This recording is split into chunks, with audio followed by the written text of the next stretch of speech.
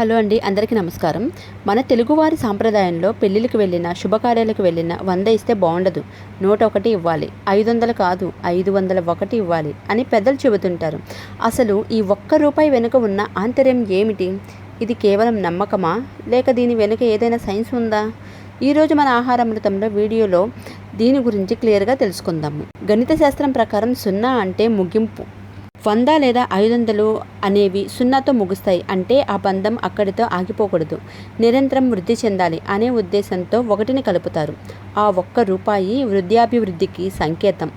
100 లేదా 500 అనే సంఖ్యలను సులభంగా భాగించవచ్చు, కానీ 101, 501 సంఖ్యలు బేసి సంఖ్యలు. వీటిని విడదీయడం కష్టం. అంటే ఇచ్చేవారికి, పుచ్చుకునే వారికి మధ్య ఉన్న అనుబంధం విడదీయరానిదిగా ఉండాలని మన పెద్దల ఆకాంక్ష. పూర్వకాలంలో నోట్లు ఉండేవి కావు, అన్ని నాణాలే. ఇప్పుడు మనం కాగితపు నోట్లు ఇస్తున్నాం, కానీ శాస్త్రం ప్రకారం లోహం లక్ష్మీదేవికి చిహ్నం.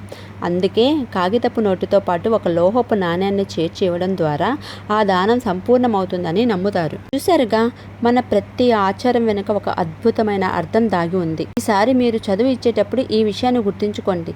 ఈ వీడియో మీకు నచ్చినైతే లైక్ చేయండి, షేర్ చేయండి, సబ్స్క్రైబ్ కూడా చేయండి. Thank you.